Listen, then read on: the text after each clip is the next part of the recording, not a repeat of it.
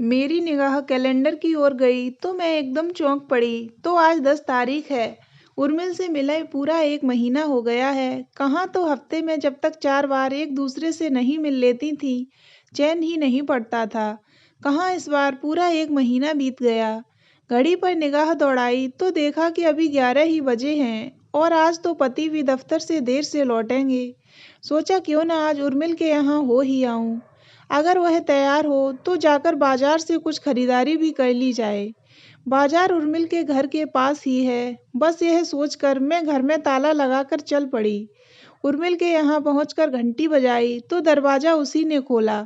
मुझे देखते ही वह मेरे गले से लिपट गई और शिकायत भरे लहजे में बोली, तुझे इतने दिनों बाद मेरी सुध आई। मैंने हंसते हुए कहा, मैं तो आखिर चली भी आई, पर तू तो जैसे मुझे भूल ही गई।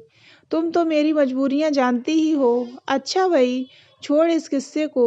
अब क्या बाहर ही खड़ा रखेगी? खड़ा तो रखती, पर खैर अब आ ही गई है तो आ बैठ। अच्छा क्या पिएगी, चाय या कॉफ़ी? उसने कमरे में पहुंचकर कहा। कुछ भी पिला दे, तेरे हाथ की तो दोनों ही चीज़ें मुझे बहुत पसंद हैं। बहू रानी कौन आया है? तभी अंदर से आवाज़ आई।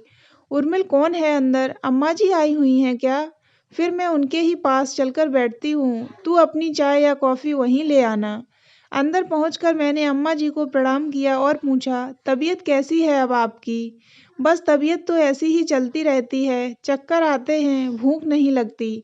डॉक्टर क्या कहते हैं? डॉक्टर क्या कहेंगे? कहते हैं आप दवाएं बहुत खाती हैं, आपको कोई बीमारी नहीं है। अब तुम ही देखो रमा, दवाओं के बल पर तो चल भी रही हूँ, नहीं तो पलंग से ही लग जाती। यह कहकर वे सेब काटने लगीं। सेब काटते हुए आपका हाथ कांप रहा है, लाइए मैं काट दूं। नहीं मैं काट लूंगी, रोज ही काटती हूँ। क्यों, क्या उर्मिल काट कर नहीं देती? तभी उर्मिल ट्रे में चाय व कुछ नमकीन लेकर आ गई और बोली, यह उर्मिल का नाम क्यों लिया जा रहा था? उर्मिल यह क्या बात है? अम्मा जी का हाथ कांप रहा है और तुम इन्हें एक सेब भी काट कर नहीं दे सकती? रमा तू चाय पी चुपचाप। अम्मा जी ने एक सेब काट लिया तो क्या हो गया? हाँ हाँ बहू, मैं ही काट लूंगी, तुझे कुछ कहने की जरूरत नहीं है। तनाव के कारण अम्मा जी की सांस फूल गई थी। मैं उर्मिल को दूसरे कमरे में ले गई और उससे बोली, उर्मिल तुझे क्या हो गया है? छोड़ भी इस किस्से को, जल्दी चाय खत्म कर फिर बाजार चलें। उर्मिल हंसती हुई बोली। मैं ठगी सी उसे देखती रह गई। क्या यह वही उर्मिल है जो 2 वर्ष पूर्व रात दिन सास का ख्याल रखती थी, उनका एक एक काम करती थी, एक एक चीज उनको पलंग पर हाथ में थमाती थी? अगर कभी अम्मा जी कहती भी, अरे बहू थोड़ा काम मुझे भी करने दिया कर, तो उर्मिल हंस कर कहती, नहीं अम्मा जी, मैं किस लिए हूँ, आपके तो अब आराम करने के दिन हैं। तभी उर्मिल ने मुझे झिंझोड़ दिया, अरे कहाँ खो गई तू, चल अब चलें। हाँ और हाँ, तू खाना भी यहीं खाना, अम्मा जी बना लेंगी। मुझे अपने कानों पर विश्वास नहीं हुआ। उर्मिल तुझे हो क्या गया है? कुछ नहीं, अम्मा जी बना लेंगी, इसमें बुरा क्या है? नहीं उर्मिल, चल दोनों मिलकर सब्जी दाल बना लेते हैं और अम्मा जी के लिए रोटियां भी बनाकर रख देते हैं। जरा सी देर में खाना बन जाएगा। सब्जी बन गई है, दाल रोटी अम्मा जी बना लेंगी जब उन्हें खानी होगी। हाँ हाँ मैं बना लूंगी, तुम दोनों जाओ। अम्मा जी भी वहीं आ गई थीं। पर अम्मा जी आपकी तबीयत ठीक नहीं लग रही है, हाथ भी कांप रहे हैं। मैं किसी भी प्रकार अपने मन को नहीं समझा पा रही थी। बेटी अब पहले का समय तो रहा नहीं जब सासें राज करती थीं, बस पलंग पर बैठना और हुक्म चलाना। बहुएं आगे पीछे चक्कर लगाती थीं। अब तो इसका काम न करूं तो 2 वक्त का खाना भी न मिले। अम्मा जी एक लंबी सांस लेकर बोली, अरे अब चल भी रमा। अम्मा जी मैंने कुकर में दाल डाल दी है, आटा भी तैयार करके रख दिया है। बाजार जाते समय मेरे विचार फिर अतीत में दौड़ने लगे। बैंक उर्मिल के घर के पास ही था। एक सुबह अम्मा जी ने कहा, मैं बैंक जाकर रुपए जमा करके आती हूँ। नहीं अम्मा जी, आप कहाँ जाएंगी? मैं चली जाऊंगी, उर्मिल ने कहा था। नहीं तुम कहाँ जाओगी, अभी तो अस्पताल जा रही हो। कोई बात नहीं, अस्पताल का काम करके चली जाऊंगी। और फिर उर्मिल ने अम्मा जी को नहीं जाने दिया था। पहले वह अस्पताल गई जो दूसरी ओर था और फिर बैंक। भागती दौड़ती सारा काम करके लौटी तो उसकी सांस फूल आई थी। पर उर्मिल न जाने किस मिट्टी की बनी हुई थी कि उसे कभी खींच या थकान के चिन्ह उसके चेहरे पर आते ही नहीं थे। उर्मिल की भाग दौड़ देखकर एक दिन जीजा जी ने भी कहा था, भाई थोड़ा काम माँ को भी कर लेने दिया करो। सारा दिन बैठे रहने से तो उनकी तबीयत और खराब होगी और खाली रहने से तबीयत उबेगी भी। इस पर उर्मिल उनसे झगड़ पड़ी थी। आप भी क्या बात करते हैं? अब इनकी कोई उम्र है काम करने की। अब तो इनसे तभी काम लेना चाहिए जब हमारे लिए मजबूरी हो। बेचारे जीजा जी चुप हो गए थे और फिर कभी सास बहू के बीच में नहीं बोले। मैं इन्हीं विचारों में खोई थी कि उर्मिल ने कहा, लो बाजार आ गया। यह सुनकर मैं विचारों से बाहर आई। बाजार में हम दोनों ने मिलकर खरीदारी की। सूरज सिर पर चढ़ आया था। पसीने की बूंदें माथे पर झलक आई थीं। दोनों ऑटो करके घर पहुंची। अम्मा जी ने सारा खाना तैयार करके मेज पर लगा रखा था। 2 थालियां भी लगा रखी थीं। मेरा दिल भर आया। अम्मा जी बोली, तुम लोग हाथ धोकर खाना खा लो, बहुत देर हो गई है। अम्मा जी आप, मैंने कहा, मैंने खा लिया है, तुम लोग खाओ, मैं गरम गरम रोटियां सेंक कर लाती हूँ। मैं अम्मा जी के स्नेह भरे चेहरे को देखती रही और खाना खाती रही। पता नहीं अम्मा जी की गरम रोटियों के कारण या भूख बहुत लग जाने के कारण खाना बहुत स्वादिष्ट लगा। खाना खाकर अम्मा जी को स्वादिष्ट खाने के लिए धन्यवाद देकर मैं अपने घर लौट आई। कुछ दिनों बाद एक दिन जब मैं उर्मिल के घर पहुंची तो दरवाज़ा थोड़ा सा खुला था।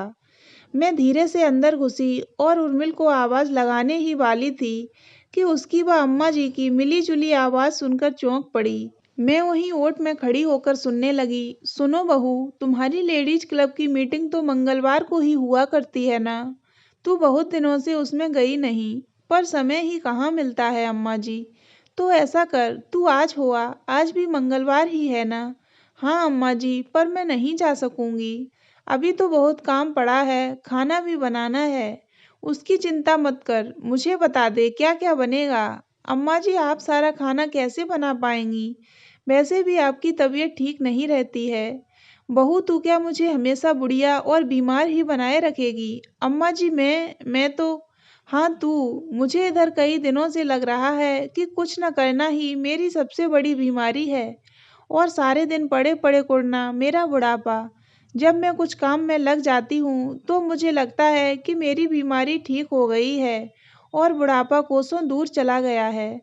अम्मा जी आप यह क्या कह रही हैं? उर्मिल को अपने कानों पर विश्वास नहीं हुआ। इधर कुछ दिनों से तूने देखा नहीं कि मेरी तबीयत कितनी सुधर गई है। तू चिंता मत कर, मैं बिल्कुल ठीक हूँ। तुझे जहाँ जाना है तू जा सकती है। आज शाम को सुधीर के साथ किसी पार्टी में भी जाना है ना? मेरी वजह से कार्यक्रम स्थगित मत करना। यहाँ का सब काम मैं देख लूंगी। ओह अम्मा जी, उर्मिल अम्मा जी से लिपट गई और रो पड़ी। यह क्या पगली, रोती क्यों है? अम्मा जी ने उसे थपथपाते हुए कहा। अम्मा जी मेरे कान कब से यह सुनने को तरस रहे थे कि आप बूढ़ी नहीं हैं और आप काम कर सकती हैं। मैंने इस बीच आपसे जो कठोर व्यवहार किया उसके लिए क्षमा चाहती हूँ। ऐसी कोई बात नहीं है, चल जा, जल्दी उठ, क्लब की मीटिंग का समय हो रहा है। अम्मा जी अब तो नहीं जाऊंगी आज। हाँ आज बाजार हो आती हूँ। बच्चों की किताबें और सुधीर के लिए शर्ट लेनी है तो बाजार ही हो आ। रमा को भी फोन कर देती तो दोनों मिलकर चली जाती। अम्मा जी प्रणाम, आपने याद किया और रमा हाजिर है। अरे तू कब से यहाँ खड़ी थी? अभी बस 2 मिनट पहले आई थी। तो छिपकर हमारी बातें सुन रही थी, चोर कहीं की।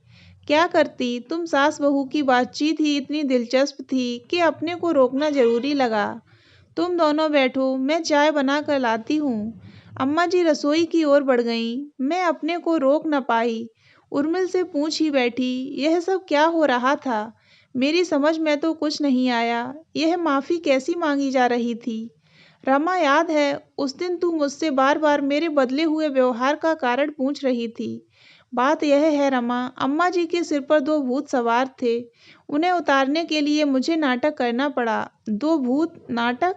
यह सब क्या है? मेरी समझ में कुछ नहीं आ रहा। पहेलियां मत बुझा, साफ साफ बता। बता तो रही हूँ, तू उतावली क्यों है? अम्मा जी के सिर पर चढ़ा पहला भूत था उनका यह समझ लेना कि बहू आ गई है। उसका कर्तव्य है कि वह प्राणपण से सास की सेवा और देखभाल करे, और सास होने के नाते उनका अधिकार है दिन भर बैठे रहना और हुक्म चलाना।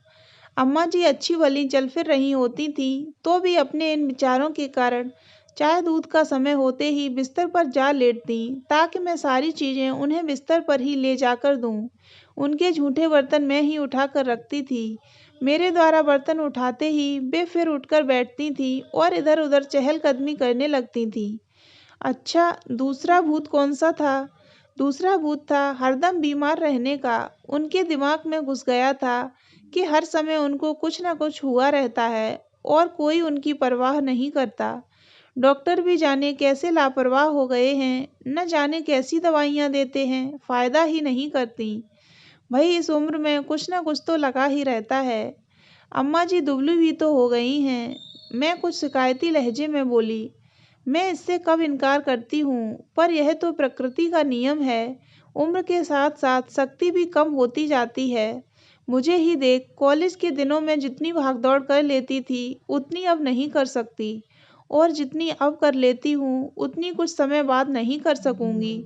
पर इसका यह अर्थ तो नहीं कि हाथ पर हाथ रखकर बैठ जाऊँ, उर्मिल ने मुझे समझाते हुए कहा। अम्मा जी की सबसे बड़ी बीमारी है निष्क्रियता। उनके मस्तिष्क में बैठ गया था कि वे हर समय बीमार रहती हैं, कुछ नहीं कर सकती। अगर मैं अम्मा जी की इस भावना को बना रहने देती, तो मैं उनकी सबसे बड़ी दुश्मन होती। आदमी कामकाज में लगा रहे तो अपने दुख दर्द भूल जाता है और शरीर में रक्त का संचार बढ़ता है, जिससे वह स्वस्थ अनुभव करता है और फिर व्यस्त रहने से चिड़चिड़ाता भी नहीं रहता। मुझे अचानक हंसी आ गई। ले भई, तूने तो डॉक्टरी फिलॉसफी सब झाड़ डाली। तू चाहे जो कह ले, असली बात तो यही है। अम्मा जी को अपने दो भूतों के दायरे से निकालने का एक ही उपाय था कि तू उनकी अवहेलना करे, उन्हें गुस्सा दिलाए, जिससे चिढ़कर वे काम करें और अपनी शक्ति को पहचानें। यही ना? मैंने वाक्य पूरा कर दिया। हाँ, तूने ठीक समझा। यद्यपि गुस्सा और उत्तेजना शरीर और हृदय के लिए हानिकारक समझे जाते हैं, पर कभी-कभी इनका होना भी मनुष्य के रक्त संचार को गति देने के लिए आवश्यक है। एकदम ठंडे मनुष्य का तो रक्त भी ठंडा हो जाता है। बस यही सोचकर मैं अम्मा जी को जानबूझकर उत्तेजित करती थी। कहती तो तू ठीक है, तू मेरे नाना जी से तो मिली है ना? हाँ, शादी से पहले मिली थी एक बार। जानती है, कुछ दिनों में वे 95 वर्ष के हो जाएंगे। आज भी वे कचहरी जाते हैं, जितना कर पाते हैं काम करते हैं। कई बार रात-रात भर अध्ययन भी करते हैं। अब भी दोनों समय घूमने जाते हैं। इस उम्र में भी मुझे आश्चर्य हो रहा था। हाँ, उनकी व्यस्तता ही आज भी उन्हें चुस्त रखे हुए है। भले ही वे बीमार से रहते हैं, फिर भी उन्होंने उम्र से हार नहीं मानी है। मैंने आंख भरकर अपनी इस सहेली को देखा, जिसकी हर टेढ़ी बात में भी कोई न कोई अच्छी बात छिपी रहती है। अच्छा, एक बात तो बता, क्या जीजा जी को पता था? उन्हें अपनी माँ के प्रति तेरा यह रूखा व्यवहार चुभा नहीं? उन्होंने एक दो बार कहा, पर मैंने उन्हें यह कहकर चुप करा दिया कि यह सास बहू का मामला है, आप बीच में नहीं बोलें तो अच्छा है। मैं चाय पीते समय कभी हर्ष और आत्मसंतोष से दमकते अम्मा जी के चेहरे को देख रही थी, तो कभी उर्मिल को। आज फिर एक बार उसका बदला रूप देखकर पिछले माह की उर्मिल से तालमेल बिठाने का प्रयत्न कर रही थी। तो दोस्तों, अगर आपको ये कहानी अच्छी लगी हो तो वीडियो को लाइक करें, और ऐसी ही अन्य कहानियाँ सुनने के लिए हमारे चैनल को सब्सक्राइब अवश्य करें।